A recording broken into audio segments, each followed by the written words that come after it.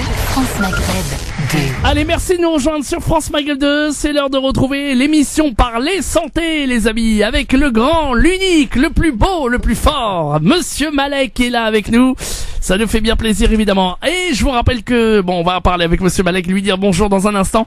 On remercie évidemment toute l'équipe de Muslim Hans qui était là, évidemment, pour ce radioton et qui continue, évidemment. Je vous rappelle que les objectifs continuent à faire, grâce à vous, puisque nous attendons le parrainage de 70 enfants orphelins du Mali, de l'école de l'excellence du Mali. Donc, 70 parrainages.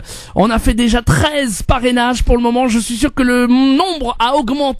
Et je vous rappelle aussi, le deuxième projet, c'est de pouvoir financer un car scolaire qui pourra les amener en toute sécurité du côté de l'école, puisqu'ils vont à l'école dans des conditions très difficiles. Pour cela, je vous le rappelle, vous pouvez continuer à faire votre don 01 49 48 05 05 01 49 48 05 05 ou le site internet muslimhans.fr. Je dis donc bonjour à Monsieur Malek. Bonjour. Bonjour Medjed. Comment allez-vous, Monsieur Malek? Ça va et vous? Eh ben écoute, très content de vous retrouver pour cette nouvelle émission Santé, Parler Santé et Ramadan. Et donc, vous avez beaucoup d'invités aujourd'hui. Ah oui, c'est bien. Oui, c'est très bien. La semaine dernière, on avait que le docteur Kamel. Oui. Et aujourd'hui, nous recevons pour la deuxième année consécutive le docteur Ouda El Banani, donc qui est docteur en biologie et nutritionniste. Et il y a un autre truc après. D'accord. Bonjour docteur. Et diététicienne. Ah. Je savais qu'il en manquait un. Et voilà. C'est important. C'est important. Oui.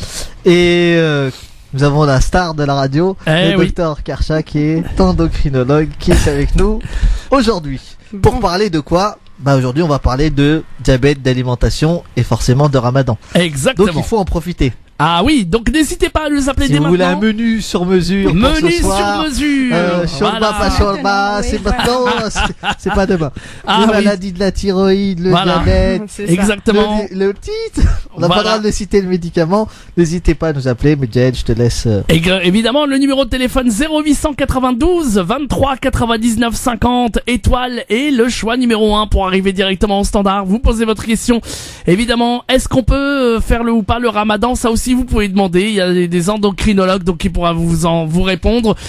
Pour le diabète aussi, voilà, on a des spécialistes. Bref, allez-y, posez toutes vos questions. Vous pouvez aussi nous joindre gratuitement. Oui, je le dis, gratuitement au 01 40 33 9000 01 40 33 90 00. N'hésitez pas. La priorité évidemment, c'est vos appels, c'est vos interventions, vos questions. Et puis bien entendu, tous les médecins sont là pour vous répondre. 0892 23 99 50 le numéro de téléphone ou le 01 40 33 9000 et c'est gratuit. Voilà. Allez bien, on va tout de suite rentrer dans le vif de Snapchat. Oui, pardon, j'ai oublié notre Snapchat. D'accord. Oui, France Maghreb 2 tout attaché. Vous rentrez dans la story, vous laissez un petit message avec votre question, ce que vous voulez, et nous, on vous répond juste derrière.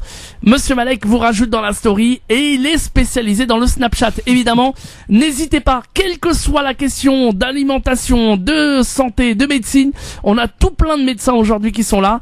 0892 23 99 50 étoile et le choix numéro 1 et on va tout de suite rentrer dans le vif de l'émission, mon cher Monsieur Malek.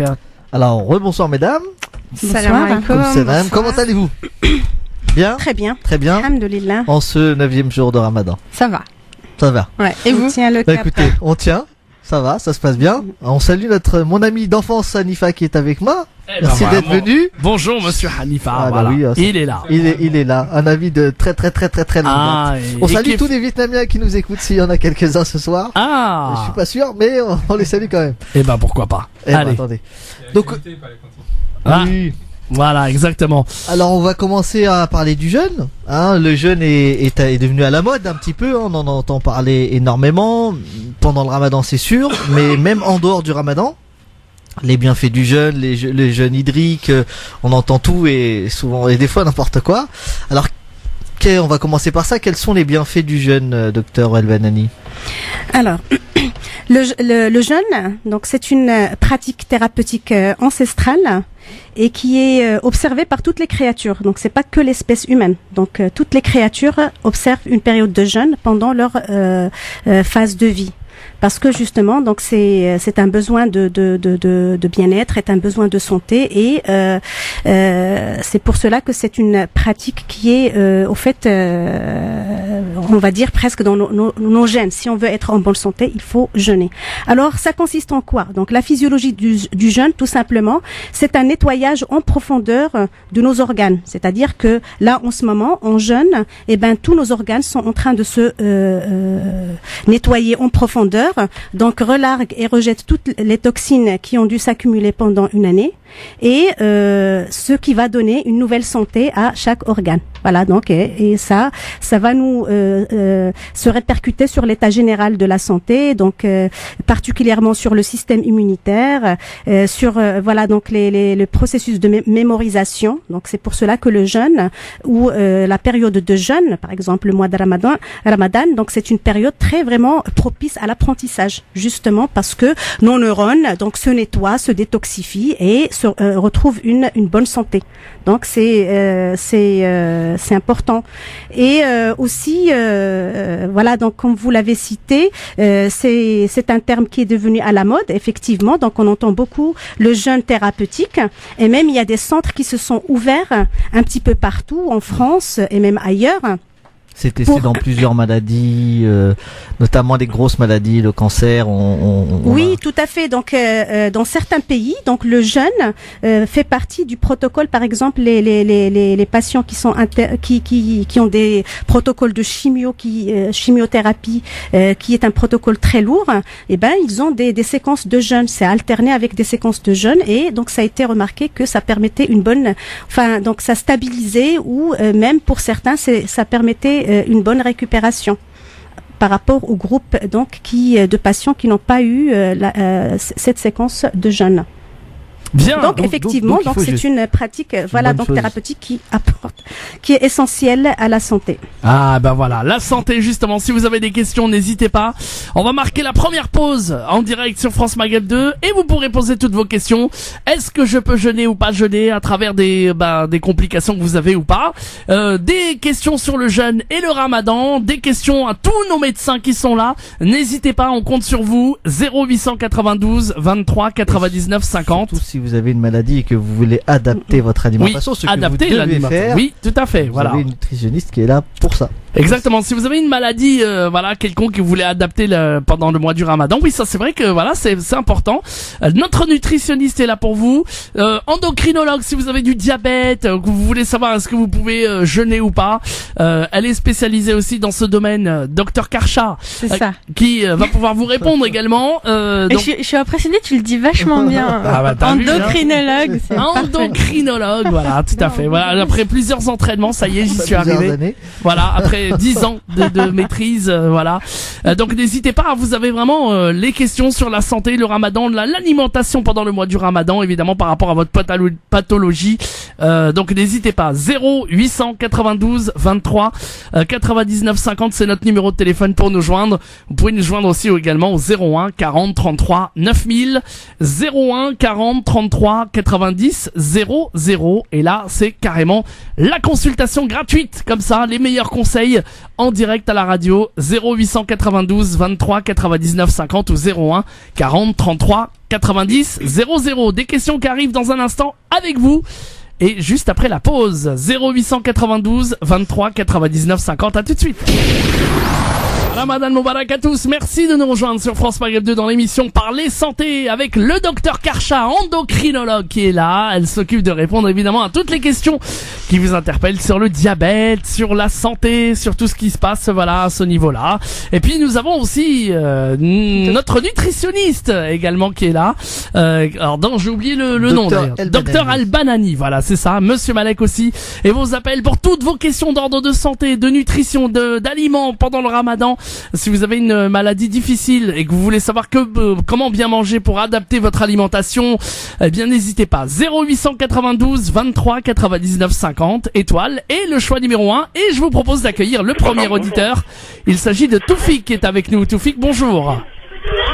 Toufik, tu vas couper. Oui, il faut couper la radio, Toufik. Comme ça, on vous entendra mieux. Je coupe la radio, ok. Voilà. Toufik, vous nous appelez d'où? J'appelle de Paris. De Paris, très bien. Allez, on vous écoute, Toufik, pour votre question. En fait, ma question, c'est quand quelqu'un il a une maladie de cœur, en fait, est-ce qu'il a le droit de faire le ramadan? Ah. Quand il a une maladie quoi? Cardiaque. Ah. Alors, quelle maladie? Voilà, ça... Maladie, en fait, elle prend un traitement pour le cœur, pour le niveau de cœur et tout. Mais c'est quel traitement? Ouais. Puis quelle maladie? L'hypertension? En fait, le traitement, elle le prend le soir, c'est tout. Est-ce qu'elle a le droit de le faire la journée? C'est quoi comme médicament, juste? Vous pouvez le dire? Le médicament? Oui, le nom du médicament, s'il vous plaît. Je le connais pas par cœur, mais... D'accord.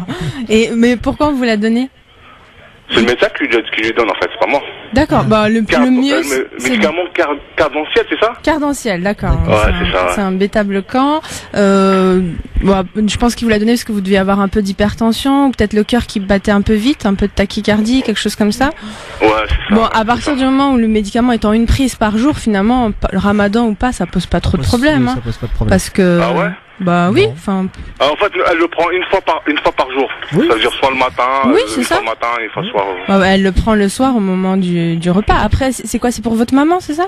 Ouais, c'est pour ma mère. Ouais, ouais. bah après voilà, après il y a la question de les personnes âgées, est-ce qu'elle a pas d'autres maladies, est-ce qu'elle est pas trop fatiguée, etc. Et donc faut voir avec son médecin général, enfin son médecin traitant. D'accord. Ouais, mais quand on a juste une prise médicamenteuse, c'était l'émission de la semaine dernière. C'est que ça pose pas trop de soucis. Si l'état est stable, il y a pas de problème. Voilà, si elle va bien, un médicament une fois par jour, ramadan ou pas, elle le prend et basta. D'accord. Ah, y a pas de problème. Non, bah non. Après voilà, est-ce qu'elle va bien? Est-ce qu'elle est en bon état? C'est une autre question. Elle est en bon état. Elle est en vacances, pas de problème. Tout va bien. Tout va bien. Donc Après, il faudrait qu'elle adapte son alimentation. Donc, si elle a d'hypertension, il faut qu'elle fasse attention au sel. Voilà, après, il y a des choses. Il y a des choses en plus. Il faut bien boire. Il faut, voilà, les règles générales après. Ouais. Remplacer le sel par du citron, en tout cas, voilà, juste pour revenir à l'intitulé de votre question, vous imaginez si on interdit le ramadan à toutes les personnes qui prennent des médicaments, on va pas avoir grand monde qui pourra jeûner. Donc, voilà, il y a médicaments et médicaments, il y a maladie et maladie, c'est du cas par cas. Après, c'est une question d'hygiène de vie aussi. Il faudrait pas qu'elle s'expose au soleil, qu'elle se fatigue dans la journée, donc qu'elle se ménage. Oui, donc il faut se reposer et voilà, donc et ne pas sortir au moment où il y a le soleil tapant. Donc ça aussi, ça pourrait un petit peu faire que son jeûne va être inconfortable. C'est des conseils même pour les gens pas malades en fait. Là, avec le ramadan qui dure 18 heures. Oui, c'est éviter les horaires où il fait avec trop la chaud, chaleur, avec le temps. se fatiguer de faire un gros ménage là pendant le ramadan. Non, c'est pas le moment. Voilà. Vous voyez, donc c'est ça, il faut se ménager. Merci beaucoup. Merci à vous. Je vous souhaite un bon ramadan. Merci à vous aussi et bon rétablissement. Merci. Ça arrive encore mes salutations à la maman. Un petit bonjour à la mère. Oui, allez-y. Ah bah oui. Je passe un gros bonjour à ma mère qui est au bled. D'accord. Et je fais un gros bisou, voilà. Eh ben, gros bisous à elle. Merci à vous, en tout cas, d'avoir appelé. À bientôt. À bientôt, merci beaucoup. Au revoir, merci beaucoup. Et ben voilà, si vous aussi vous avez des questions sur le diabète, sur la santé, sur la manière de s'alimenter pendant le mois du Ramadan, ben n'hésitez pas. On est là pour vous. 0892 23 99 50. Quelle que soit votre question, eh bien on est là pour répondre dans la mesure du possible, évidemment.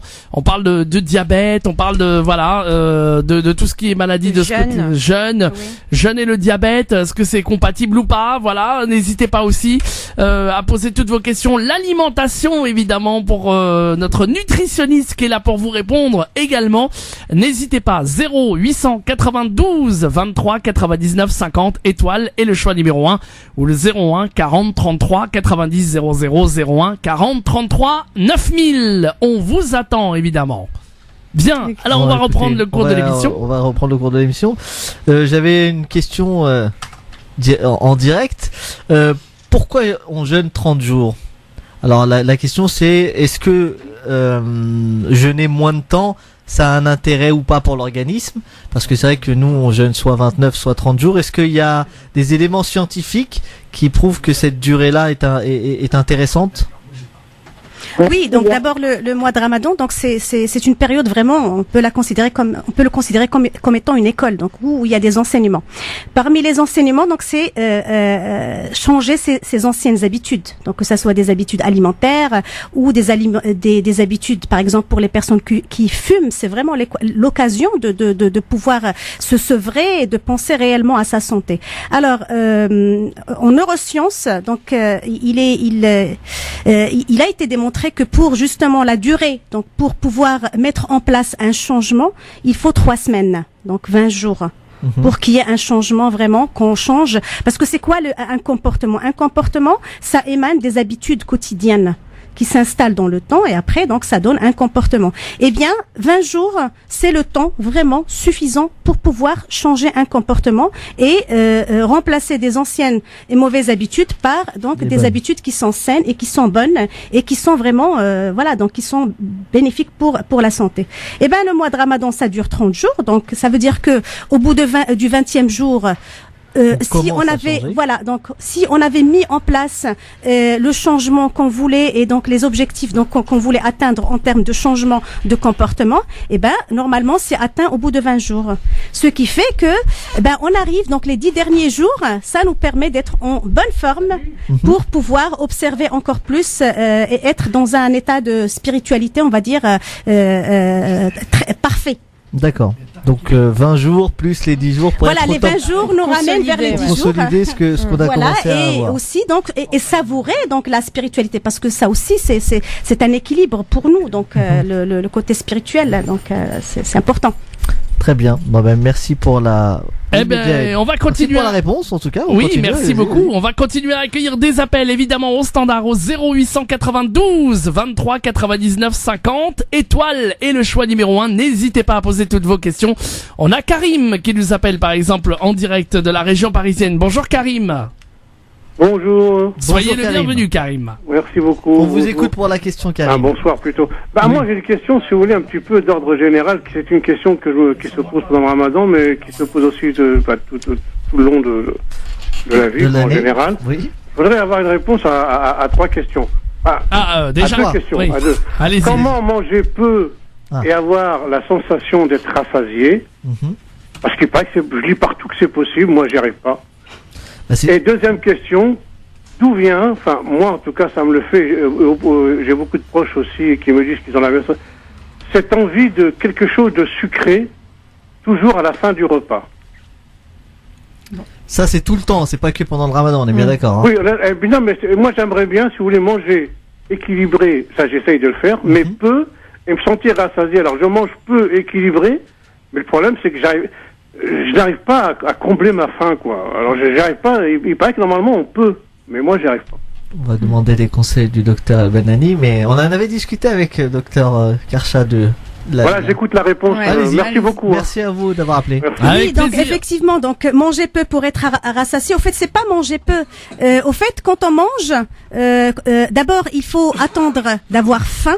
Ça, au fait, parce que votre question c'était générale, c'est pas concernant que le jeûne. C'est-à-dire, donc en règle générale, il ne faut manger que quand on a faim. Ça veut dire qu'on a un signal, c'est-à-dire notre corps, il réclame, il envoie un signal que on est, donc il faut rapporter du carburant, comme on dit, donc du glucose. Donc là, on va se mettre à manger. Donc on va manger.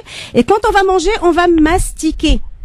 Et c'est ça peut-être votre problème, c'est que c'est pour cela que vous n'arrivez, donc les petites quantités ne vous suffisent pas. Parce que quand on mastique, eh ben notre cerveau, entre guillemets, il va scanner un petit peu ce qui a été mangé. Donc il aura le temps de le faire pour donc identifier tout ce que vous avez ingéré doucement en mastiquant. Et après, il va vous renvoyer le signal de la satiété. Au fait, c'est une boucle régulée, faim-satiété, mais à condition de mastiquer. Parce que si on a des dents, eh ben les dents, donc ce sont des acteurs de la digestion. Donc la première phase de la digestion se déroule dans la bouche. Eh ben donc il faut qu'elle soit dans la bouche. D'accord? Donc quand on observe donc la mastication, donc faim, mastication et après on a la satiété, eh bien donc on va manger ce dont on a besoin. C'est-à-dire en fonction de votre corpulence, en fonction de votre état vraiment, donc ce dont vous avez besoin, et vous allez être rassasié. Ouais. Par contre, quand vous ne mastiquez pas, presque donc vous avalez, et ben là, vous ne donnez pas à votre cerveau la possibilité d'identifier ce que vous avez ingéré. Donc il ne peut pas renvoyer le signal de satiété parce que c'est une boucle de régulation qui est nerveuse, qui est cérébrale. D'accord. Il nous écoute, il a raccroché. Il nous écoute, il n'y a pas de souci. On comprend quand vous dites ça, du coup, on observe de plus en plus de problèmes d'obésité, etc. Exactement. Parce qu'on est dans une société où on mange sur le pouce, on prend pas le temps de savourer ce qu'on mange. On mange devant la télé ou debout un sandwich en marchant, etc. C'est pour cela aussi, quand on se pose pour manger, il faut manger, comme on dit, en pleine conscience. C'est-à-dire, il faut pas être distrait. Il faut que toute votre attention soit avec ce que vous êtes en train de manger. Et là, vous n'allez pas, donc, vous allez être dans la régulation et vous allez recevoir ressentir la satiété. À un moment donné, vous allez ingérer ce dont vous avez besoin. Donc, si vous avez besoin d'une ration de 2000 calories, ben ça sera 2000 calories pour votre journée. Donc, vous n'irez pas au-delà. Et ben quelqu'un qui a besoin de plus, ben il prendra plus. Vous voyez. Alors, quand on mastique pas, donc on aura tendance à prendre une ration qui est supérieure à nos besoins en termes énergétiques. Et c'est ça ce qu'on voit malheureusement, donc ça donne du surpoids et après de l'obésité. Donc si on résume, c'est manger quand on a faim, enfin être à l'écoute et ne pas manger juste parce qu'on est sollicité maintenant tout le temps, il y a de la nourriture partout autour de nous. Exactement, donc il faut être donc à l'écoute de son corps, c'est-à-dire il faut être un petit peu, donc on a notre horloge biologique, il faut être à l'écoute des signaux internes et non pas être calqué sur les stimuli externes. Sinon on mange toute la journée, et les habitudes, c'est boulangeries et des magasins partout. Exactement, donc il faut être à l'écoute de ces sensations physiologiques parce que si on a des sensations physiologiques, c'est que ça sert à nous réguler et à être. Et donc, quand on adopte ce schéma-là, qui est physiologique et qu'on est dans la régulation, et ben on va être dans ce qu'on appelle notre poids de forme, c'est-à-dire le poids avec lequel on est censé vivre pour être en bonne santé. C'est par rapport au sucre alors comment l'envie de sucre. C'est bien, on a les deux, alors l'envie de sucre, donc c'est naturel. Le sucre, pourquoi? Oui, donc l'envie du sucre, elle est naturelle parce que notre cerveau réclame du sucre, c'est vrai, et donc finir avec une touche sucrée, c'est bien parce que le sucre, au fait, c'est un aliment plaisir. Donc la touche sucrée vers la fin, oui, ça permet de mettre court à un apport 2 heures après ou 1 heure et demie après, donc un apport sucré, une forte charge de sucré. Donc ça serait bien de finir avec une touche sucrée et c'est un aliment plaisir parce que en effet, donc inconsciemment, on a besoin de cette touche sucrée. Mais pas en continu. C'est ça le problème, c'est que maintenant on a tendance à manger beaucoup trop sucré. Il faut pas oublier que donc les sucres c'est comme une drogue. Donc c'est ça. C'est que si on revoit un peu la pyramide alimentaire, l'équilibre alimentaire, ça doit rester quand même des aliments qui doivent être à surveiller, donc avec modération et surtout les sucres à assimilation rapide. Oui. Donc je pense que pour répondre à l'auditeur, c'est surtout ça. C'est de plus en plus de gens ont des envies de sucré, mais parce que on mange de plus en plus sucré partout. Et même aussi, donc là dans ce cas-là, c'est l'alimentation, elle a aussi ce rôle d'apporter de l'énergie, mais aussi elle a ce rôle d'apaiser. Au fait, cette envie de sucre, c'est plus pour s'apaiser, ça émane pas d'une faim physiologique. Oui, c'est un peu s'apaiser parce que inconsciemment. Garder le sucré à la fin. Il faut juste attention pas envoyer le message de manger sucré. Ça doit rester. C'est un plaisir et ça doit rester. C'est une touche finale vraiment avec le sucré parce que c'est agréable à notre cerveau. Bien, on va prendre d'autres appels au standard 0892 23 99 50 étoile et le choix numéro 1. Vous posez vos questions d'ordre de santé à nos médecins qui sont là, médecins pour le diabète, pour l'alimentation avec notre nutritionniste Dr El-Banani, le Dr Karcha également. 0892 23 99 50. On va prendre Nassera qui est avec nous. Nassera, bonjour. Oui, bonjour. Bonjour, bienvenue à vous. Vous nous appelez d'où, Nassera? De Gennevilliers. De Gennevilliers. Eh bien, écoutez, les médecins vous écoutent pour votre question. Je vous remercie. Bonjour à tous. Je vous appelle en fait, j'ai une arythmie depuis, ça va faire 9 ans. Donc je suis sous bisoprolol, furosémide, ramipril, l'anticoagulant Xarelto, et je prends de la cordarone. Oui. J'ai eu en fait 4 cardioversions qui n'ont servi à rien quoi. Et je suis souvent très très fatiguée, très essoufflée. J'ai été hospitalisée l'année dernière pour un épanchement. Donc je voudrais savoir, bon là jusqu'à aujourd'hui ça va, j'ai pu quand même jeûner. L'année dernière j'ai pas pu jeûner, mais en fait c'est comme si vous voulez, j'ai eu quelques fatigue dans la journée, j'ai pu quand même résister. Donc je voudrais savoir si je vais continuer ou pas. Alors, déjà, on va reprendre des messages un peu qu'on avait aussi dit la semaine dernière. Donc, quand on a une maladie comme vous, chronique, parce que là, si j'ai bien compris, vous êtes toujours en arythmie, les maladies chroniques, on ne jeûne que quand la maladie est équilibrée. Donc là, si ça fait plus d'1 an que vous n'avez pas eu de décompensation, d'épisode aigu, c'est pour ça que là, cette année, vous y arrivez, je pense, à jeûner, alors que l'année dernière, vous sortiez d'une décompensation, d'un épanchement, donc c'était hors de question l'année dernière. Cette année, vous voyez, ça a évolué, et ça c'est un message pour ceux qui nous écoutent. Voilà, quand on a une maladie chronique, on a des hauts et des bas, et quand tout va bien, quand la maladie est équilibrée, rien n'empêche dans l'absolu de jeûner. Après, voilà, vous avez un cardiologue traitant, vous avez un médecin. Rythmologue visiblement, parce que vous avez fait une cardioversion. Oui, c'est ça. Vous avez des cardiologues, j'imagine bien spécialisés. C'est ça, vous avez. Oui.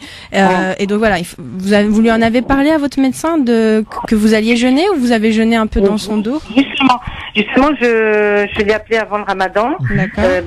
Bon, musulman, je lui ai demandé, en fait, il m'a dit que je pouvais jeûner en prenant les médicaments, bien sûr avant le Voilà. soir, Après, l'autre question, c'est ça, l'autre problématique des maladies chroniques. Donc, j'en profite, madame, pour un peu, pour les expliquer pour tout le monde. Donc, voilà, quand on a des médicaments, plusieurs médicaments comme vous, après, c'est le problème des prises médicamenteuses. Donc, vous, si vous avez vos médicaments en une prise, c'est ça, à peu près? Oui. Vous prenez tout d'un coup, là? J'arrive pas, en fait, à manger à cause des médicaments. J'en prends beaucoup, quoi. Ouais. Et puis, bon, pas... Mais ça va, en temps normal, c'est genre une ou deux par jour, vous n'avez pas le midi, par exemple. Je les étale, en fait, en temps normal, je les étale, parce que comme je fais d'hypertension aussi, la tension est souvent 16 à 17, malgré tous les médicaments, je prends du Ramipril et du spironolactone, en fait. Mais là, vous arrivez à prendre à peu près tout dans la soirée, on va dire. Peut-être que vous prenez pas tout d'un coup, mais... je prends juste l'anticoagulant, Xarelto, le soir, après manger, et les autres, je les prends bien avant 4 heures, quoi. D'accord, ok. Et juste, vous avez dit que vous aviez du diurétique, donc ça aussi, faut faire attention avec les longues journées d'été où il fait très chaud. Les diurétiques, ça fait uriner, et du coup, voilà, si vous vous hydratez pas assez dans la période où on peut manger et boire, vous risquez un peu de déshydratation. Donc c'est peut-être là le problème de la fatigue que vous ressentez là. Est-ce que vos apports hydriques sont suffisants? Est-ce que vous arrivez à bien boire? Donc c'est ça le plus dur, quand on a que... Je bois beaucoup. Je suis quelqu'un qui boit beaucoup déjà, de nature, je bois beaucoup. Mais c'est vrai, je suis souvent en âge. Vous transpirez beaucoup la journée. Je suis tout le temps, je transpire beaucoup, et c'est ça qui m'inquiète, en fait, c'est vrai, parce que normalement, il faut... Oui. Pour l'instant, vous continuez. Voilà, vous avez commencé. Pour l'instant, ça se passe bien. Je pense que vous pouvez continuer, mais voilà, restez vigilante et alerte. Et si vous voyez que la tension commence à baisser, que vous commencez à avoir des étourdissements, des choses comme ça, là, il faut pas tenter et il faudra rompre votre journée, parce que vous êtes à risque, d'être déshydraté, de faire des chutes de tension, des malaises. Donc c'est vrai que c'est un jeûne où il faut être prudent et ne pas prendre trop de risques. Donc c'est surtout ça. Et pour bien boire, c'est pas boire des grandes quantités, c'est plutôt des petites gorgées, par petites gorgées répétées tout le long de la soirée. Des grands volumes. Oui. Et je rajouterais aussi au niveau alimentaire, il faut faire très attention. Par exemple, au niveau des aliments qui sont chargés en graisse. Donc là, il faut faire très attention, surtout les graisses saturées, les graisses d'origine animale. Vous voyez, par exemple, au niveau des viandes, donc choisissez des viandes qui sont maigres, donc des viandes, donc poissons maigres, les viandes de volaille. Vous avez cité donc les arythmies répétitives. Donc là, il faut faire attention aux aliments qui sont chargés en potassium. Par exemple, la banane. Donc les légumineuses, par exemple les lentilles, il faut les cuire avec à grand eau et changer l'eau de cuisson. Donc il faut pas faire vous voyez, il y a certes des mesures hygiéno-diététiques à mettre en place pour pouvoir justement équilibrer un petit peu votre c'est-à-dire trouver un équilibre entre votre prise médicamenteuse et aussi ce que vous prenez comme alimentation. Vous voyez, pour avoir quand même stabilisé votre pression donc artérielle et aussi votre les acides gras, c'est par rapport au fait qu'elle est cardiaque. Oui, cardiaque. Oui, donc là c'est le beurre, donc les margarines, au fait qui sont avec des graisses hydrogénées. Donc les produits de charcuterie, donc la viennoiserie industrielle. Des conseils en temps. Voilà. Et tous les produits de conserve aussi qui sont riches en sel, par exemple les légumes achetés les plutôt surgelés et pas des légumes conserve. Faites attention à votre consommation en sel, par exemple le pain quand vous allez chercher maintenant donc les rayons boulangerie ou chez le boulanger, donc demandez un pain qui est avec moins de sel.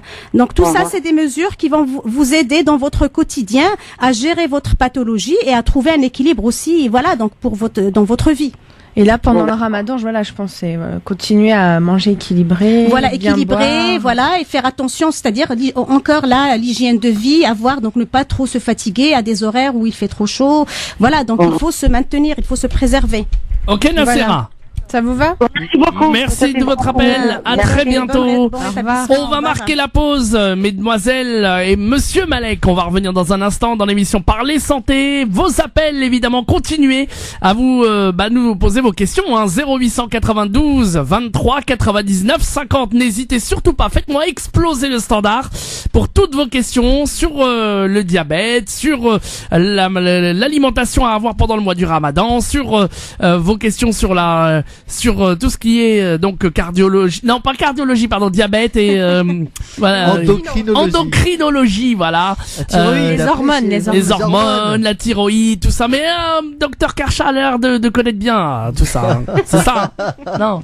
C'est ça, il connaît pas mal de choses, donc vous pouvez lui poser pas mal de questions. Donc n'hésitez pas, 0892 23 99 50, vous faites la touche étoile, le choix numéro 1, vous arriverez directement ici au standard et on vous attend avec le plus grand plaisir. La prochaine question, c'est vous qui allez nous la donner en direct dans cette émission Parler Santé. Les Snapchat aussi, vous allez sur le Snap, France Maghreb 2 tout attaché, vous rentrez dans la story et Monsieur Malek lira quelques questions. Est-ce qu'on en a d'ailleurs sur Snapchat, Monsieur Malek?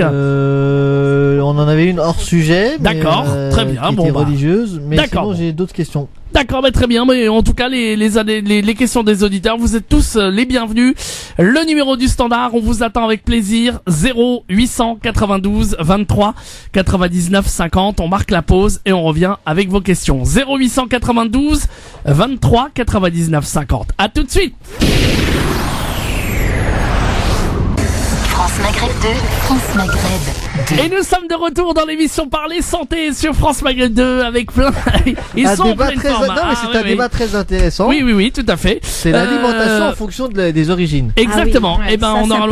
On aura l'occasion d'évoquer tout ça, évidemment. 0892 23 99 50. Beaucoup d'auditeurs et beaucoup d'intervenants pour parler à nos médecins, pour poser vos questions. N'hésitez pas, on va prendre vos appels dans une seconde. Et puis je vous rappelle, notre radioton, on n'oublie pas les orphelins du Mali. Je vous rappelle que Muslim Hands France organise la collecte pour parrainer des orphelins. Si vous voulez être parrain d'un orphelin au Mali, je vous rappelle que pour 39 € par mois, vous permettez à un orphelin du malien de pouvoir évidemment avoir une contribution totale, sa prise en charge totale, tant en matière de santé qu'en matière d'alimentation, qu'en matière d'école également et d'éducation. C'est très important.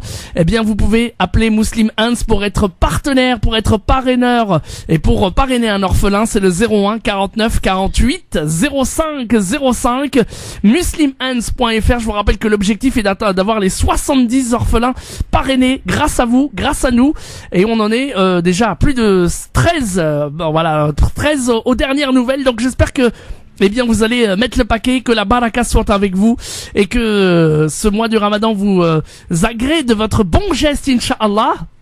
Et puis aussi, je vous rappelle aussi le deuxième projet de Muslim Hands, c'est de pouvoir évidemment financer ce car scolaire qui permettra aux enfants orphelins de partir à l'école. Le car en toute sécurité, parce qu'ils partent souvent à pied et dans de mauvaises conditions. Malheureusement, le prix du car est d'un peu plus de 22 000 €. Ils ont réussi à récolter la somme d'un peu plus de 4 000 €. Et si vous voulez faire votre don, n'hésitez pas là aussi, vous appelez le standard de Muslim Hands 01 49 48 05 05 et muslimhands.fr. On revient dans l'émission Parler Santé et on a des auditeurs en ligne. 0892 23 99 50. Fadel est avec nous. Bonjour Fadel. Oui, bonjour. Bienvenue à vous dans l'émission Parler Santé. Merci. Les médecins vous écoutent.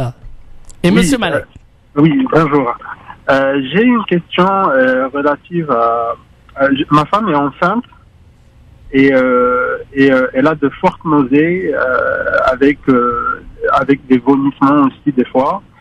Et elle s'obstine à vouloir jeûner. Son médecin actuellement lui a dit de ne pas jeûner, son gynécologue. Et je voulais savoir, dans ces cas de figure, est-ce qu'il y a un danger pour le petit ou est-ce qu'elle doit jeûner sur quels critères en fait elle doit se baser pour décider de jeûner ou pas? Elle est à l'écoute, votre femme, là?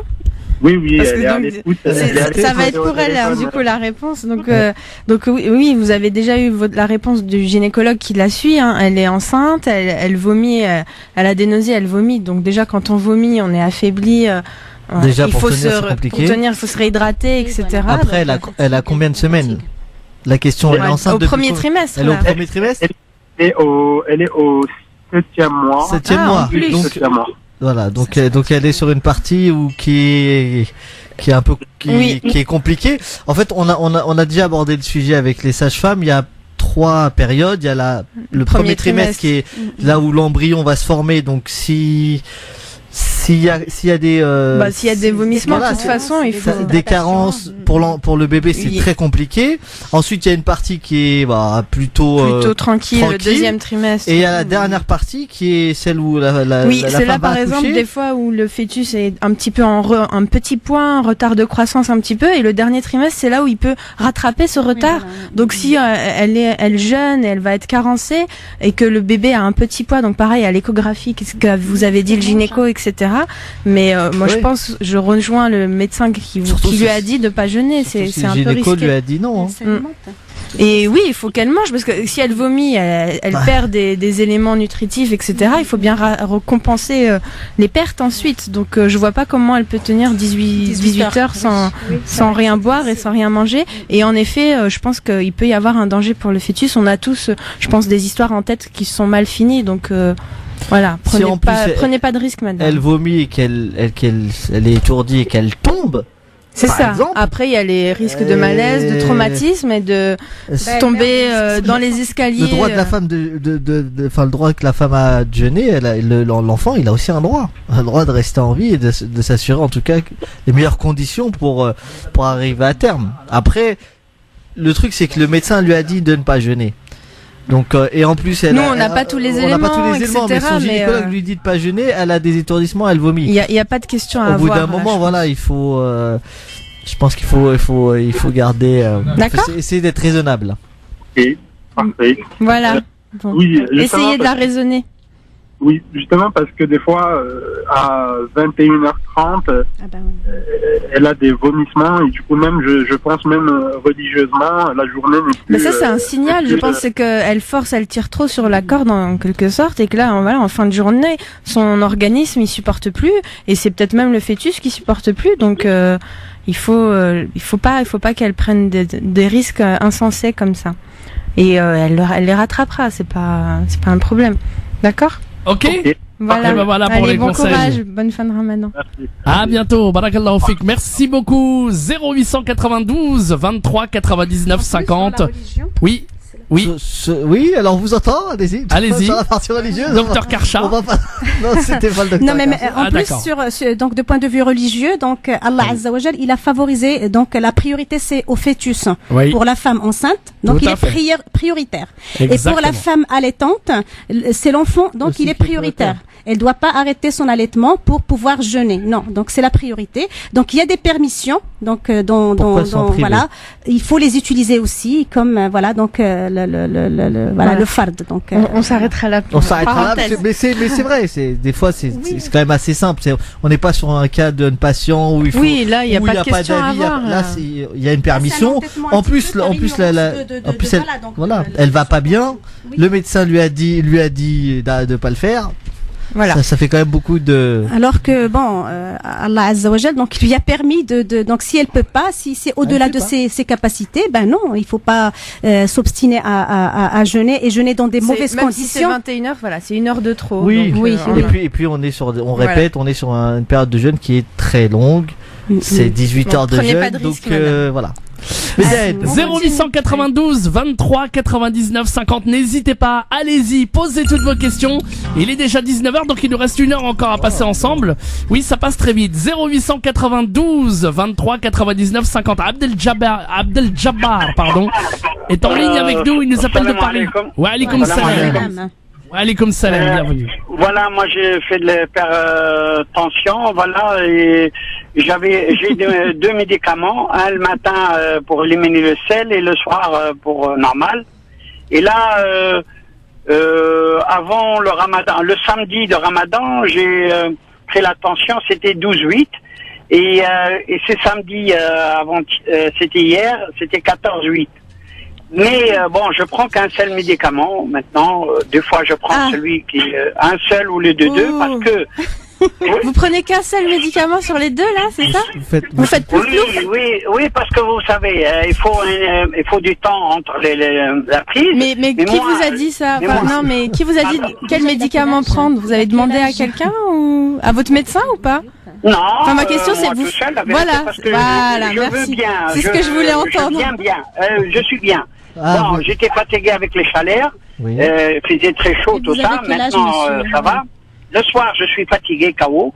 Bon, je prends le médicament, moi je me sens bien. La vérité, j'ai ni mal aux oreilles. Oui, ni mal alors ça veut rien dire. On a souvent cet argument qui revient. Le problème, c'est qu'on va bien pendant tout le mois de Ramadan et une fois que ça se termine, la semaine après l'Aïd, tout le monde aux urgences, tout le monde à l'hôpital. Donc bon, moi je suis pas très contente d'entendre que vous avez de vous-même arrêté, mais c'est bien, vous êtes honnête, vous le dites. Vous arrêtez et un jour vous prenez un jour vous prenez l'autre. Du coup là, ça fait vraiment des fluctuations. Le mécanisme des médicaments n'est pas le même, donc peut-être que vous avez besoin d'un médicament pour éliminer un surplus d'eau, enfin un diurétique, des choses. Enfin vraiment, c'est risqué de faire ça. Et vous le voyez, hein, votre tension, elle a augmenté. Après, il y a rien d'alarmant. Elle a augmenté, oui. Mais voilà, vous avez la preuve là, monsieur, que ce que vous faites, c'est pas très bien. C'est dangereux. Donc, s'il vous plaît, rappelez votre médecin traitant ou votre cardiologue et vous revoyez avec eux. Parfois, on peut rassembler, prendre les deux médicaments en même temps. Je sais pas ce que vous avez. Vous nous avez pas dit le nom des médicaments. Là, le médicament, c'est Telmisartan. D'accord. Okay. Ouais. Et l'autre? Voilà. Et le deuxième? C'est le même. Les deux, c'est les mêmes. Vous prenez 2 fois le Telmisartan, je pense. Non, il y a un 12,80 le matin pour, il m'a dit pour éliminer le cardiologue, il m'a dit pour éliminer le sel. Ouais, c'est pour l'eau, c'est un diurétique. Vous avez du quelque chose, Cotareg. 12,80 et l'autre normal, 80. Mais c'est le même, c'est Telmisartan, c'est le même. D'accord. Ah oui, d'accord. Vous avez un médicament et dedans il y a 2 molécules. Voilà. C'est ça que vous dites. Voilà. D'accord. Donc du coup, vous prenez un seul comprimé par jour. Un seul le soir après. Et c'était comme ça avant le Ramadan aussi. Bah oui. Si c'est une association, oui. C'était comme ça avant le Ramadan aussi. Non, avant le Ramadan, je prenais un le matin avant de partir travailler, un le soir avant de se coucher. Il y a une dose plus forte de Telmisartan ou normalement. Moi, je suis pas là. Celle de matin, c'est 12, si vous voulez, attendez, j'ai l'ordonnance. Mais c'est ça, je comprends pas. Oui. Le médicament que vous dites, normalement, c'est en une prise par jour. Non, après, c'est vrai que des fois, t'as des médecins qui rajoutent un arrêt. Mais la posologie, c'est mais normalement, c'est en une prise par jour. C'est une prise par jour. C'est en une prise par jour. Je sais pas pourquoi votre médecin vous a donné une autre prise dans la journée. Donc, rappelez-le, voyez avec lui. En tout cas, là, il y a rien de grave. J'ai l'ordonnance. Allez-y. Telmisartan HID 92 5 mg ZTV CP 90 Telmisartan plus hydrochlorothiazide, ouais. Un comprimé par jour. Oui, et le deuxième avec une boisson le matin. Et le deuxième, Telmisartan le soir, c'est ça. 80 mg EG. D'accord, oui, ça y est, j'ai compris. Je vois ce qu'il a fait votre médecin. Du coup, ça veut dire qu'il vous a donné une dose plus forte de Telmisartan parce que sans doute votre hypertension n'était pas contrôlée. Donc le risque que vous prenez là en arrêtant cette dose en plus qu'il vous a donnée, c'est de décompenser votre hypertension. Et quand la tension monte trop haut, je vous rappelle que le principal risque, c'est de faire un accident vasculaire cérébral. Donc moi, je m'amuserai pas à avoir des tensions qui là pour l'instant c'est 14, mais ça se trouve dans 2 semaines vous allez faire un 20 de tension et vous allez finir aux urgences. Donc appelez votre médecin, revoyez avec lui. Moi je vais pas vous dire c'est bien ce que vous faites. Non, c'est pas bien. Non, mais parce que c'est pas le cas. Voilà. Est-ce que je peux prendre un le soir et un le matin pour soir? C'est je sais pas. Ça, il faut demander la il faut voir. Je sais pas pourquoi il vous l'a donné en plus. Et des fois, on peut prendre, je pense, en même temps. Une plus forte dose d'Ara2. Les dernières thérapies et une bithérapie en même temps, si c'est bien compris. En tout cas, il faut vraiment. Voilà. Vous voyez là, c'est un peu compliqué là, d'accord. Abdel Jabbar, il faut vraiment aller voir votre médecin. En tout cas, voilà, vous amusez pas trop comme ça. Attention. Allez, au revoir. Surveillez votre tension. Merci beaucoup. Merci. À vous aussi, monsieur Abdel Jabbar. Taxi qui nous écoute. Merci beaucoup, en tout cas. À bientôt. Si on va revenir quand même un peu sur ce cas. Oui, on va y revenir. Oui. Donc déjà, éventuellement, si les cardiologues de l'association nous ont écouté, qui nous donnent la non, mais c'est ça. Il lui a donné plus d'Ara2 et il lui a doublé son traitement plus ou moins. Et c'est vrai. Et là, il a rediminué la dose. Il a diminué la dose. Donc c'est pas ce qu'on fait. 2, on pose toujours la question. Donc là, effectivement, faut mieux poser la question au cardiologue. Et voilà, et hypertension, premier facteur de risque d'accident vasculaire cérébral. Voilà. Et là, il voit qu'en plus la tension commence à augmenter. Bon, là, c'est vrai que c'est pas trop grave, mais en dessous de 14,9, on dit qu'une tension est contrôlée. Mais il faut faire attention. Il faut toujours demander. Il faut jamais faire ce qu'on veut avec les traitements. On l'a dit il y a une semaine, on l'a dit chaque mois, chaque semaine. Bon. Donc ça reste, c'est bien qu'on garde le même discours, ça c'est pas mal. On vous rappelle également que vous pouvez nous appeler évidemment, si vous voulez des conseils, si vous voulez poser des questions à nos 2 médecins qui sont là. Et j'ai l'impression que Dr Karcha va devenir cardiologue maintenant. La semaine dernière, c'était le Dr Kamel avait toutes les questions. Voilà. Et écoutez, c'est bien. Les gens se vengent. C'est bien. Voilà, 0892 23 99 50 étoile et le choix numéro 1. Et puis Dr El Banani qui est là pour tout ce qui est nutrition, aliments pendant le mois du Ramadan.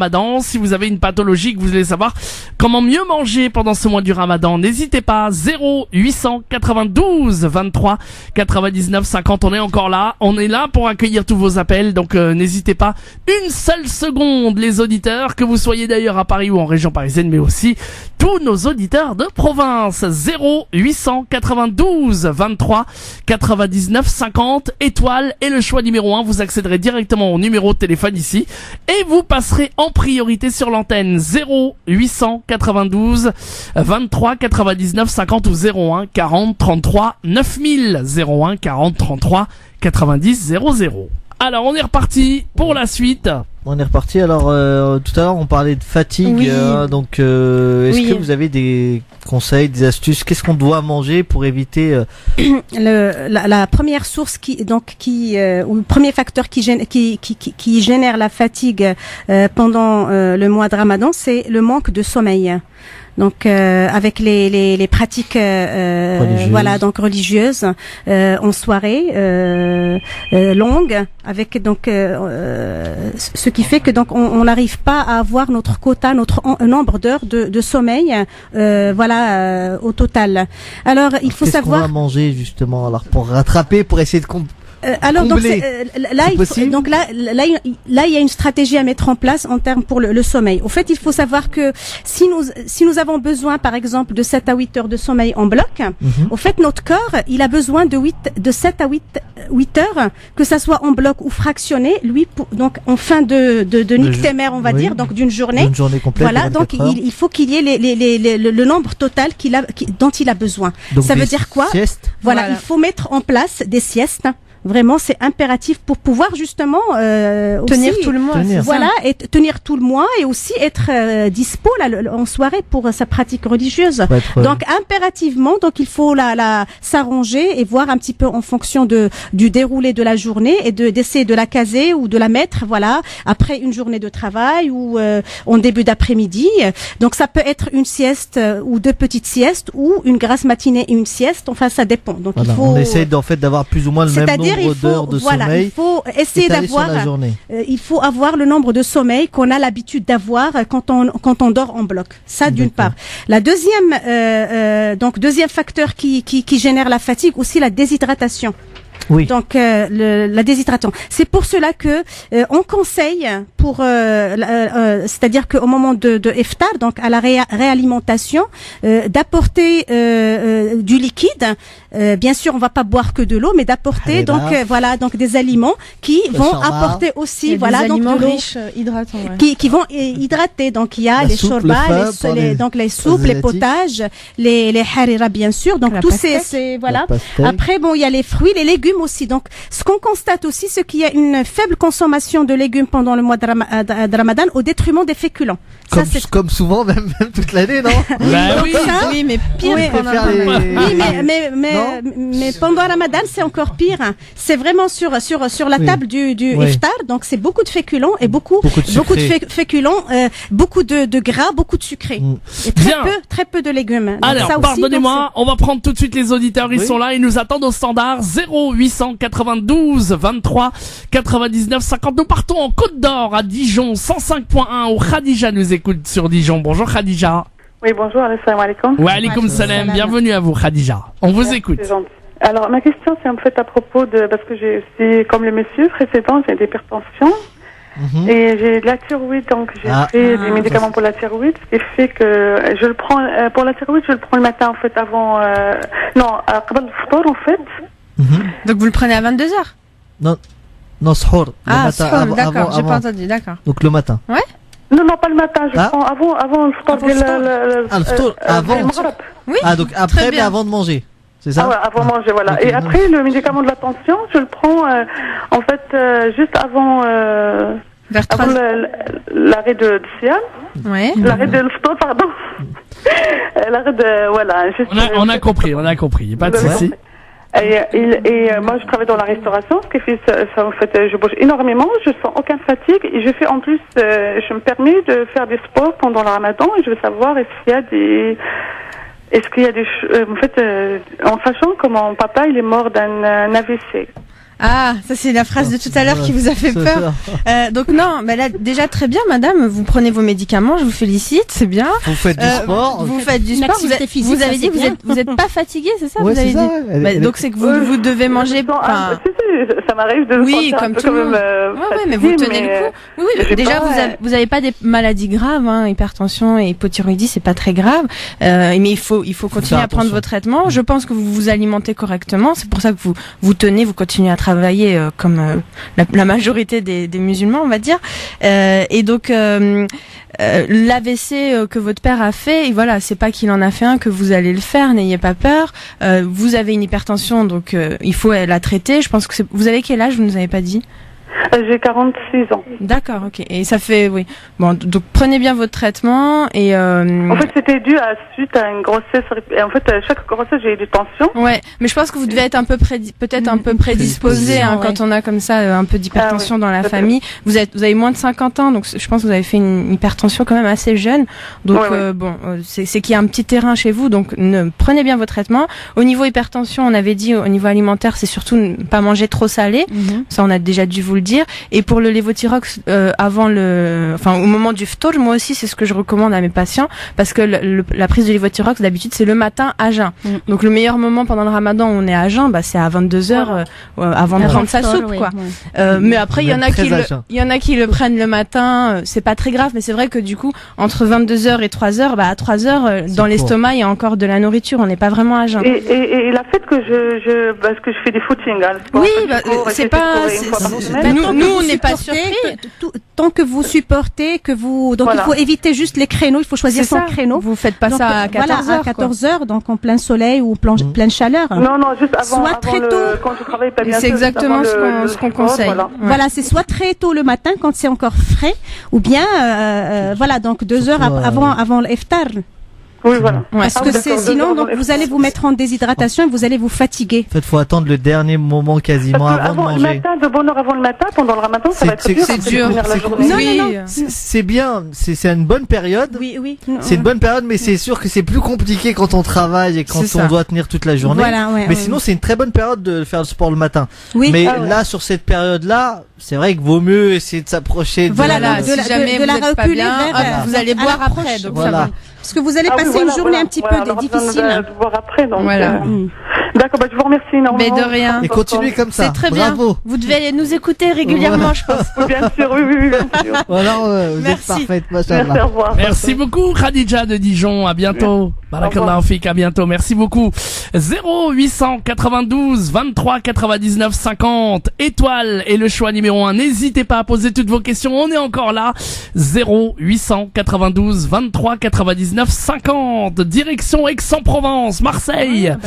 Eh ben oui, il y a plein de monde qui vous écoute ce soir et plein de monde qui veulent des renseignements. Hanna est avec nous. Hanna, bonjour. Oui, bonjour, salam alaikum. Ouais, alaikum salam. Voilà. Bienvenue. Donc moi, je voulais poser une question en fait par rapport au Ramadan sur l'hypotension, parce que je fais de l'hypotension et franchement, ça, j'ai essayé une fois, un jour, ça m'a été très difficile, d'autant plus que je travaille. Donc c'est franchement à faire des vertiges. Donc je voulais savoir, si c'était possible ou pas, ou est-ce que je suis exonérée, ou voilà. Vous faites de l'hypotension en dehors du Ramadan aussi? Oui, en dehors, oui. En fait, j'ai une tension faible. D'accord, sans traitement, sans rien? Sans traitement, non, en fait, il n'y a pas de traitement, quoi. Il n'y a pas de traitement. Et voilà. du coup, vos médecins n'ont pas cherché, pourquoi? Parce que d'habitude, voilà, quand on fait non, apparemment, j'ai fait un bilan cardiologue avec un cardiologue, il n'y a aucun souci. C'est ma tension qui est comme ça. D'accord. Voilà. Bon, après, il y a des gens qui ont des petites tensions, qui ont des tensions. Un cœur de sportif, donc voilà. Et mais vous faites pas des malaises en dehors du Ramadan?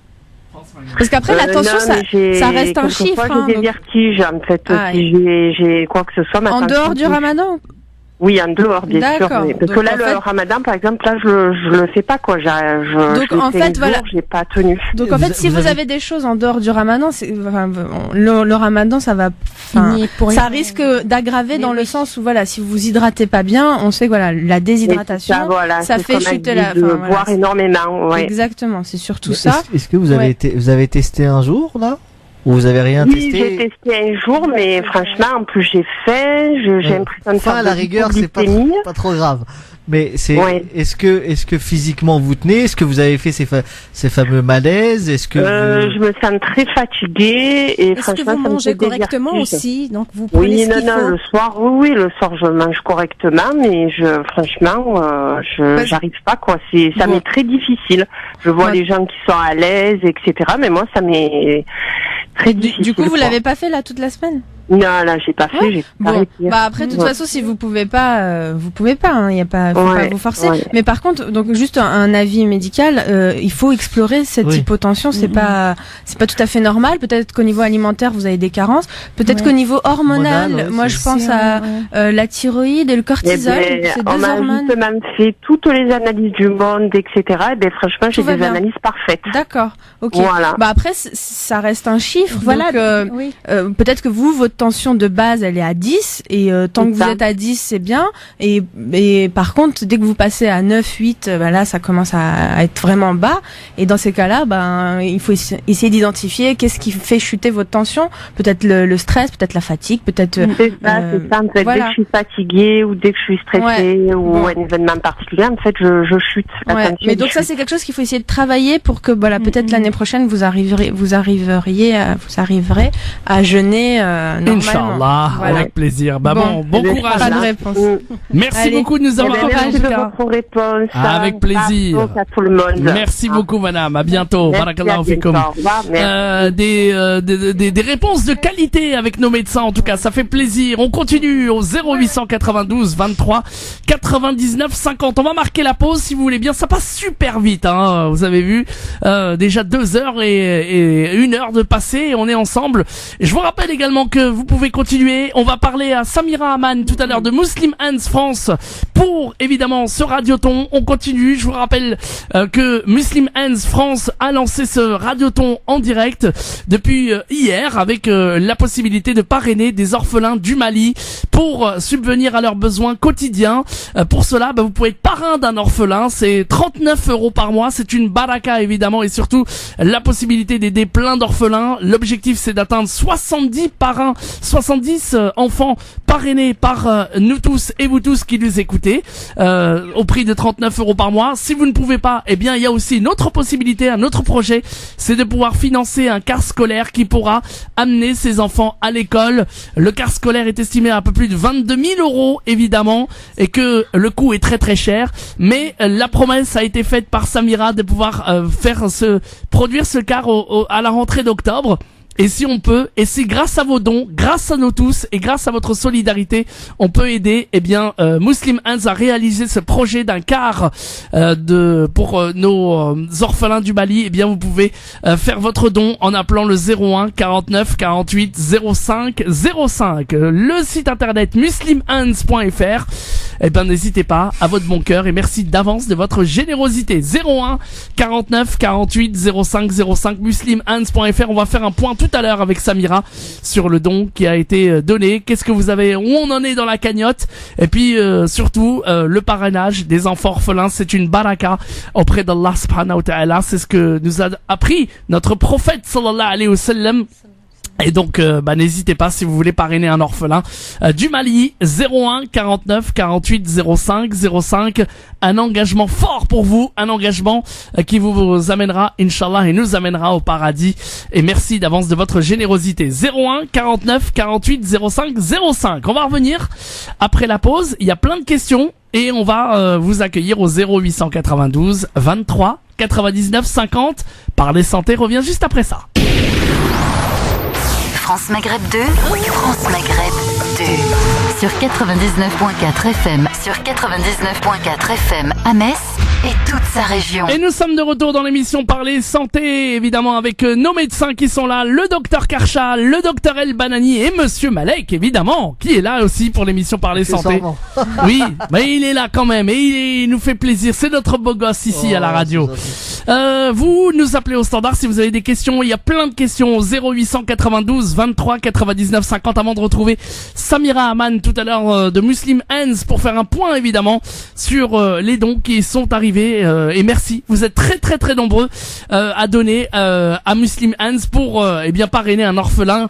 01 49 48 05 05 muslimhands.fr. On va accueillir Fatima au 0892 23 99 50. Merci de votre patience Fatima.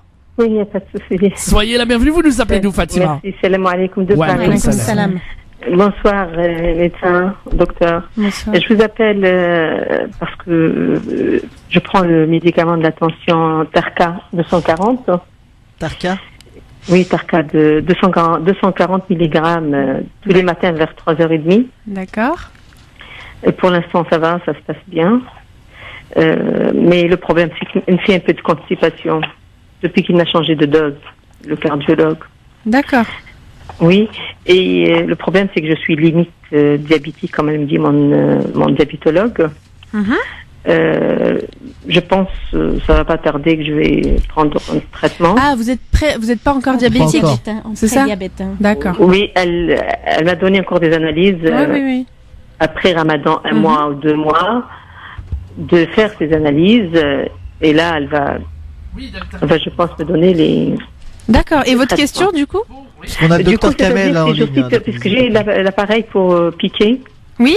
Et comme j'avais une allergie ces jours-ci, je suis allergique, plus l'allergie au gluten que j'ai. Et donc, de 3h30, je me pique vers le coup de 3h30, 4h30, je prends la prise de sang pour voir où on est. Vous surveillez votre taux de sucre alors que vous n'êtes pas diabétique? Oui. D'accord. Je surveille et j'ai trouvé 20 grammes. Mais 2 grammes, pardon. 2 grammes. D'accord. Mais par contre, parce que j'ai pris ces derniers temps, je pense, je suis en train de alors là, je pense que vous êtes diabétique, je pense. Hein. Enfin, 2 grammes. Alors on a aussi le docteur Kamel, qui est là. Pour la partie cardio du Tarka. D'accord. Alors tiens, voilà, docteur Kamel qui est là. Bonjour, docteur Kamel. Bonjour à tous. Bonjour, docteur. Voilà. Bonjour.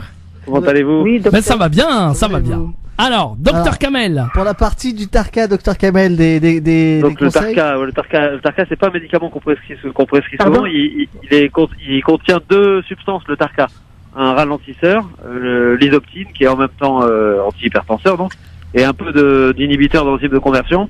D'accord. Alors l'isoptine, elle a c'est un bon médicament, mais qui a la particularité de constiper, donc c'est normal.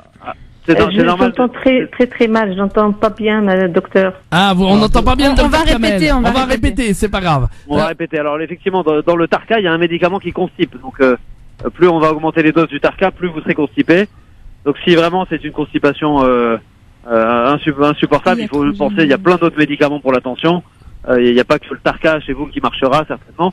Donc si la constipation devient un effet indésirable vraiment insupportable, il faudra changer pour autre chose.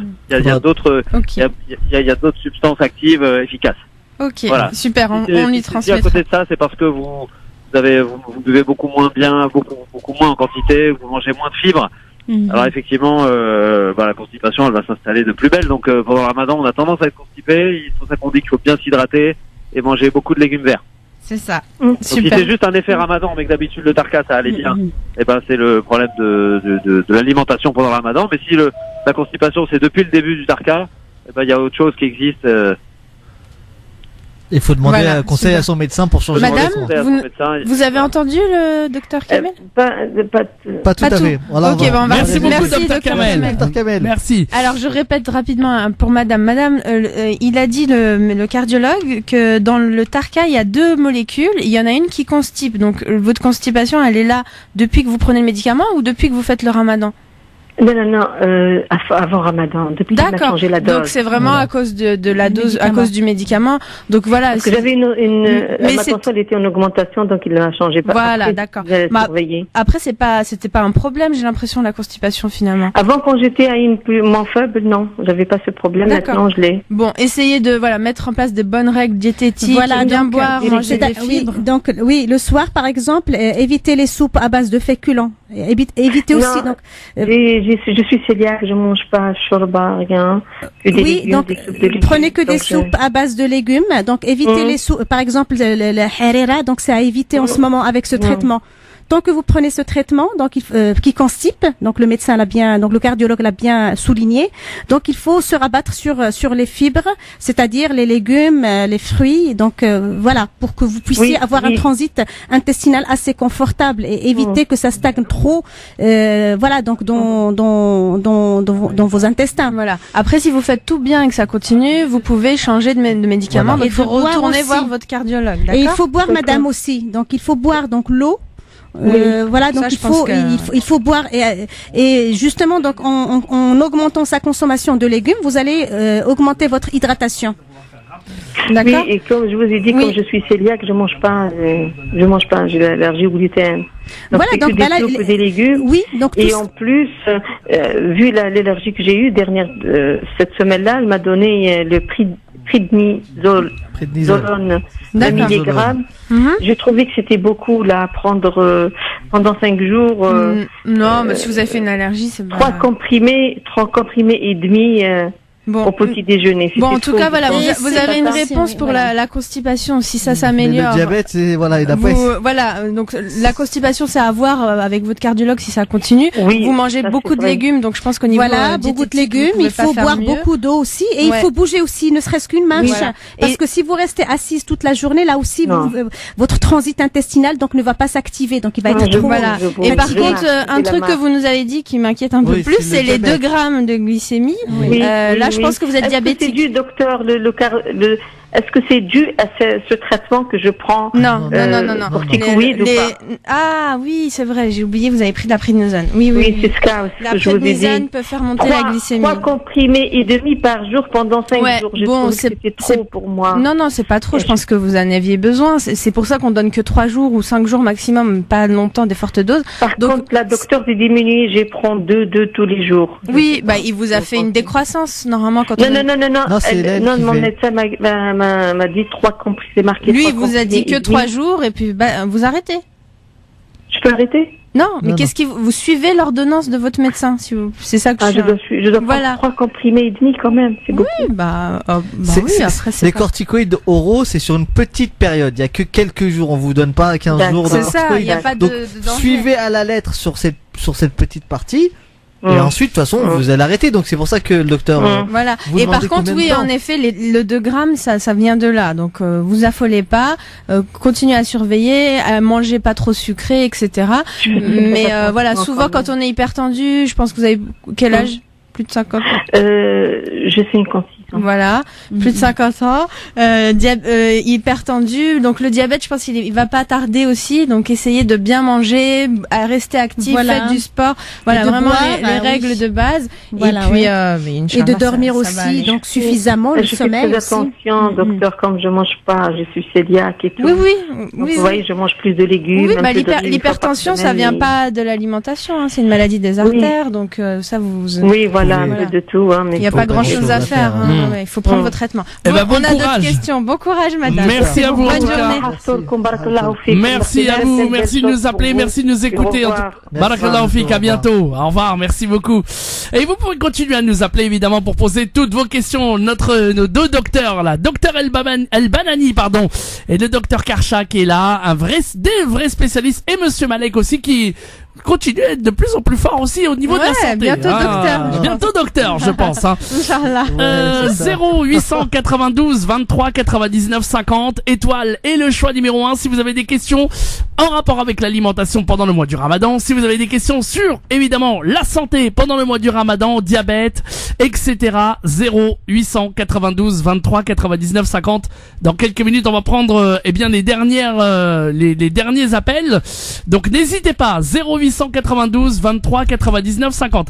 Pardonnez-moi, on va s'arrêter vous allez l'accueillir avec moi. Dans le cadre de l'émission Le Radioton, on va retrouver Samira Aman de Muslim Hands France qui est avec nous. Elle nous fait le plaisir d'être avec nous pour ce Radioton exceptionnel. Les auditeurs de France Maghreb 2 sont exceptionnels. Samira, rebonsoir. Rebonsoir, Medjed. Rebonsoir. Rebonsoir à vous. Je vous salue. Il y a les médecins qui sont là et monsieur Malek aussi qui est avec moi pour l'émission Parler Santé. Voilà, qui est avec nous. Bonsoir. Alors, bonsoir à vous. Dites-nous tout. Alors, je rappelle que, évidemment, on est au cœur de ce radioton depuis samedi, même depuis vendredi soir. Où en est-on des promesses de dons, ma chère Samira? Alors, depuis tout à l'heure, l'émission, on a eu 3 parrainages de plus. Donc, ce qui nous fait au total 16 parrainages pour le moment sur les 70 que nous comptons trouver. Hein, oui. Pour, en tout cas, parrain et marraine pour les enfants orphelins du Mali. Donc, alhamdoulilah, c'est une belle opération et je profite de l'occasion pour dire qu'il faut évidemment continuer et ne pas s'arrêter à ces 3 jours de radioton. Notre objectif a été de trouver ces parrains et marraines d'ici la rentrée prochaine. Donc, profitez de ce mois de Ramadan, c'est le mois de la générosité, le mois du partage. Et d'ici la rentrée prochaine, on souhaite véritablement que tous ces enfants puissent trouver un parrain et une marraine. Inch'Allah. Eh ben oui, continuez. Vous êtes en tout cas très efficaces, chers auditeurs et auditrices. Vous pourrez, je rappelle, donner la possibilité de parrainer un orphelin au nombre de 70. Les 39 € par mois vous permettra de subvenir aux besoins de l'enfant, tant à son entité, aidez-moi, Samira. On est en pleine émission, on est en pleine émission de la santé, donc j'ai envie de dire, profiter de l'occasion pour dire que la solidarité, c'est la santé du cœur. Exactement. Aussi, c'est la santé de l'âme. Oui. Donc, véritablement, c'est une vie que vous transformez. C'est la vie d'un enfant, c'est son avenir, c'est l'avenir du Mali, c'est l'avenir de l'humanité. Et c'est aussi protéger cet enfant, lui donner tous les moyens, évidemment par l'intermédiaire de l'éducation, de pouvoir prendre en charge sa vie et ensuite, par tremplin, prendre en charge la vie de sa famille aussi. Exactement. Donc n'hésitez pas, on a encore envie de vous accueillir, de votre belle générosité. Et puis alors le numéro de téléphone de Muslim Anne, je le rappelle, 01 49 48 05 05 01 49 48 05 05. Autre objectif, autre projet, c'est ce car, évidemment, qui vous avez été au Mali et vous avez promis à ces enfants qui vous ont demandé le car scolaire pour pouvoir aller en toute sécurité, en toute quiétude à l'école, sans taux d'absentéisme exceptionnel, puisque des kilomètres et des kilomètres doivent faire ces enfants à pied, ces orphelins, et c'est très difficile. Alors même, on a des enseignants qui les amènent à 4 dans une mobilette, ce qui est quand même... très très grave. C'est produit et j'en étais témoin. Donc c'est pour ça que lorsque je suis revenue de Bamako, donc il y a 15 jours, on a décidé de concentrer notre travail et notre appel sur ce quart scolaire parce qu'on a senti la détresse de l'enseignant et d'autres qui ont du mal, qui ne peuvent plus supporter de prendre les enfants dans des conditions qui ne sont pas normales. Hein. Oui, tout à fait. Et voilà, donc et on parle de santé, le stress c'est aussi la santé, c'est aussi diminuer ce stress-là chez les enseignants et de pouvoir faire en sorte que ces enfants puissent aller tout d'abord à l'école pour avoir un enseignement. Comme vous avez dit aussi, diminuer le taux d'absentéisme parce que l'absentéisme fait que évidemment l'enseignement est ralenti. Ouais. Parce qu'un enfant qui va pas à l'école, il faut que l'enseignant reprenne les choses, donc ça ralentit le processus d'enseignement du point de vue des professeurs et de l'apprentissage d'un point de vue des enfants. Donc ça perturbe l'éducation, on va dire aussi. Donc c'est vraiment le quart scolaire, c'est le point de départ de l'éducation aussi. Alors, de ces enfants. On en est à combien pour le quart scolaire, Samira? Pour le quart scolaire, on en est à plus de 4 000 € maintenant, alhamdoulilah. Donc on a eu 730 € encore tout à l'heure de dons, donc on va dire qu'on est à 4 730 €. 4 730 €, on peut faire mieux. 4 730 €. Merci en tout cas à tous ces donateurs. Continuez, vous avez la possibilité de le faire encore. 01 49 48 05 05. Barakallahu fikoum, merci à tous de votre générosité. On va faire on vous remercie en tout cas d'avoir été avec nous tout au long de ce mois, de ce radioton. On va continuer évidemment le radioton. Continue jusqu'à très très tard ce soir. Vous avez encore la possibilité de donner. On fera un point tout à l'heure évidemment dans les coups des 22h ou sinon en tout cas dans la semaine par des messages. C'est promis. 01 49 48 05 05. Merci de votre générosité et continuez à être aussi généreux pendant ce mois béni du Ramadan. Samira, merci beaucoup et puis à très vite. Barakallahu fik. Merci à tous les auditeurs. Allah yajazakum bikhair. Merci à ceux qui ont répondu présent. Et évidemment, comme vous venez de le dire, on invite les personnes qui ne savent pas à qui donner ou quoi donner.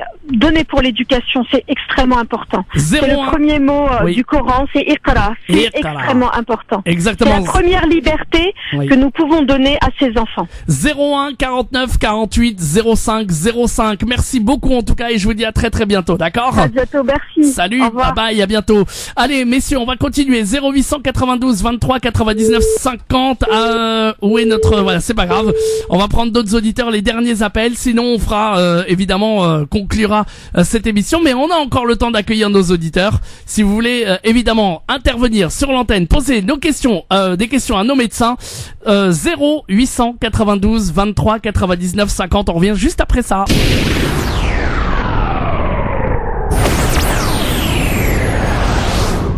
France Maghreb 2, France Maghreb.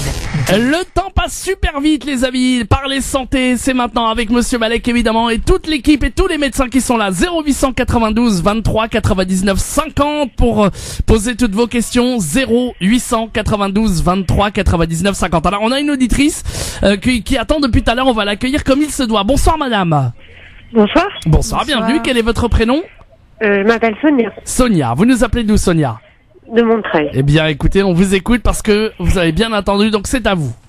D'accord. Alors, en fait, j'aimerais savoir, comment vous dire, comment ne pas perdre du poids pendant le Ramadan, en fait.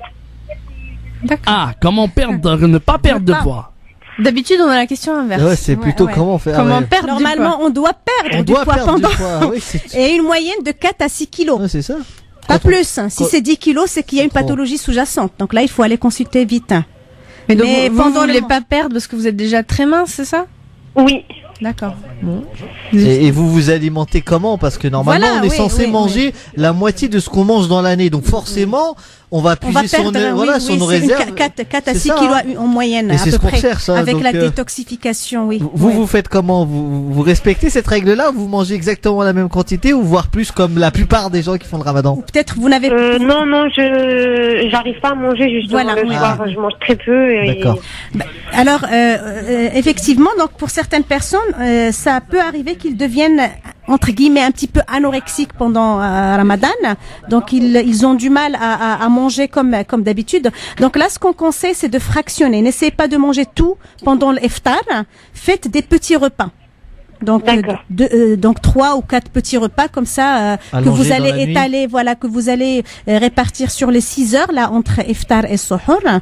Mais quand même, vous donc des choses qui vous plaisent, mais vous mangez. Mais vraiment, c'est ce qu'on appelle fractionner. Donc faites un fractionnement.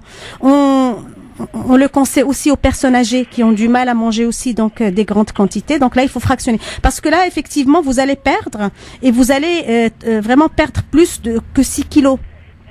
Donc et vous allez tomber dans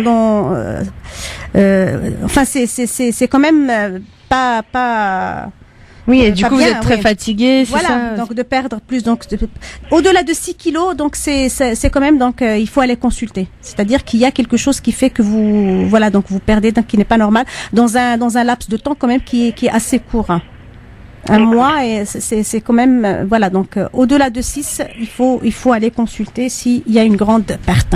Ok, Sonia. Mais surtout, donc voilà, donc fractionnez votre alimentation, voilà, donc préparez des choses dont vous avez envie, donc pensez à des choses qui vous plaisent et préparez-les et vous vous alimentez quand même. Ok Sonia, merci beaucoup en tout cas de votre appel. À bientôt. Et le docteur Kamel nous dit bien, oui, fractionnez l'eau, quelques gorgées. Allez, très rapidement, on va prendre la dernière auditrice. C'est une question de diabète justement avec cette auditrice de Marseille. Allô, bonjour. Oui, bonjour. Bonjour, rapidement. Alors, quel est votre prénom? Alors, Chérine. Chérine, moi, alors, allez-y. J'ai 48 ans et donc ça fait 10 ans que je suis diabétique du type 1. Je l'ai eu tard. D'accord. Oui. Et je suis sous pompe d'insuline et j'ai 1,20 unités par heure. D'accord. J'ai un cathéter et je voulais savoir si moi je devais faire le ramadan parce que j'ai plein d'avis différents et c'est vrai que je ne le fais pas donc depuis 9 ans. D'accord, vous ne le faites pas depuis 9 ans, d'accord. En écoutant votre émission, je me suis dit, bon, mais je sais pas, bon, étant donné que je fais aussi énormément de lipo. Ah. Ouais, en même temps, donc j'ai descendu mon unité de base et puis c'est toujours la même chose parce que je fais beaucoup d'activités et beaucoup de sport en même temps. Ouais, alors type 1, vous avez un diabétologue. Qu'a dit votre diabétologue qui vous connaît mieux que quiconque? Oui. Il vous a dit quoi? Pas de ramadan? Pas de ramadan. D'accord. Et chaque année, vous essayez de lui reposer la question ou c'est un... Non, après, c'est ça, en fait, vous êtes... de moi-même, je peux le faire, hein. Je vois que j'arrive, j'ai essayé, hein. Je peux le faire et tout, mais c'est vrai que je suis... Alors, première chose avant de détailler... il est déséquilibré, quoi. Voilà. Ah, vous avez déjà essayé et il s'est déséquilibré, c'est ça que vous dites? Oui, la première année, ouais. D'accord, bon, bah c'est pour ça. Je pense que... Voilà, si votre diabétologue vous a dit que vous pouvez pas, mais après c'est vrai qu'on peut toujours discuter. Donc le mieux peut-être c'est de lui reposer la question. Et moi j'ai pas comme information, c'est votre hémoglobine glyquée. Vous êtes bien contrôlé? D'accord. Et ça fait longtemps que vous êtes à 7%? Ben ouais, je tourne toujours vers 7. D'accord. Et là, vous faites beaucoup d'hypo, mais vous avez peu fait d'acidocétose, ça fait très longtemps. J'en fais pas. D'accord, ok. Donc j'ai l'impression que vous êtes plutôt un profil de diabétique plutôt bien équilibré. Avoir une pompe, c'est quand même une discipline importante. Donc vous devez être très strict dans les contrôles, etc. Donc je pense que reposez la question à votre médecin. Mais là, moi, toute seule, je peux pas vous dire oui, allez-y, jeûnez. Mais c'est vrai, rien n'est figé dans les maladies. Hein, c'est un peu ce qu'on avait dit tout à l'heure en début d'émission. Donc c'est vrai, pourquoi pas. On peut régler. L'avantage que vous avez avec la pompe à insuline, c'est que le débit est réglable. Donc on peut régler. On peut faire plusieurs débits par jour, ça vous le savez. Et en fait, ce qui est embêtant, c'est les bolus. Mais voilà, si on mange pas, on fait pas de bolus. Voilà. Après, tout dépend du nombre d'hypos que vous faites. Alors là, il y a un truc vachement bien qui est sorti la semaine dernière, c'est le lecteur Freestyle Libre. Je sais pas si vous l'avez. Demandez-le. C'est comme un Holter, en fait. Vous avez un capteur et vous allez pouvoir paramétrer, faire beaucoup de contrôles. Et comme ça, on aura vraiment un aperçu de l'équilibre de votre diabète, de votre l'évolution de vos glycémies dans la journée, et ça permettra d'aider votre médecin à décider si est-ce que pourquoi pas. Alors, ça, je l'ai fait, elle me l'avait déjà fait pendant une semaine. Ouais. Je l'ai porté sur le bras. Ouais. Et en fait, moi, mes hypos, elles sont pas très compréhensibles. Je les fais plus vers les coups de 3h, 3h30. On aura l'occasion d'en reparler de toute façon, parce que là, malheureusement, on arrive à la fin de l'émission. Ça paraît un peu compliqué quand on fait des hypos. Ramadan et hypo, c'est là le danger, en fait. Donc, bon, merci en tout cas de votre appel, madame. Un conseil, donc, pour l'instant, suivez votre médecin. Voilà. Merci beaucoup, en tout cas. À bientôt. Merci, au revoir. Au revoir, à bientôt. Désolé de se presser, mais ça y est, on arrive à la fin de l'émission. On vous laisse conclure, oui, rapidement. Monsieur Malek, pour conclure cette émission aujourd'hui par les santé et remercier tous nos médecins, évidemment. Allez-y. Écoutez, il y a plein de choses à dire. Bon, on va 30 secondes. 30 secondes, on se retrouve la semaine prochaine avec 2 sages-femmes et vraisemblablement le docteur Salhi, cardiologue. Merci mesdames, on a parlé beaucoup et beaucoup de questions. Si, on peut peut-être dire comme d'habitude, de bien boire, manger beaucoup de légumes, bien dormir, moins de féculents pour tenir ces 20 jours qui restent là. Exactement. Et faites des siestes aussi. Pensez à aménager des siestes pour justement compenser donc le déficit hypnique. Voilà. Parfait. Voilà. Et ben on a tout dit. Merci à vous deux. Merci à vous tous les médecins qui sont venus. Merci à A2S. Merci à A2S le Facebook. Allez-y. Facebook A2S Avenir Santé Solidarité. Vous cliquez j'aime et vous avez toutes les infos. Voilà. Eh bien, à la semaine prochaine. À la semaine prochaine. Merci beaucoup. Merci à tous ceux de nous avoir suivis pendant tout ce mois pendant tout ce week-end du Ramadan. Je vous dis à la semaine prochaine. N'oubliez pas, le Radioton, évidemment, pour donner, évidemment, vous appelez Muslim Hands au 01 49 48 05 05 si vous voulez parrainer un orphelin du Mali, ou alors si vous voulez participer au financement du CAR, évidemment, qui permettra aux orphelins d'aller à l'école en toute quiétude, en toute sérénité. Le prix du CAR est de 22 000 €. Vous pouvez donner, on est à plus de 4 700 €. Merci beaucoup, continuez.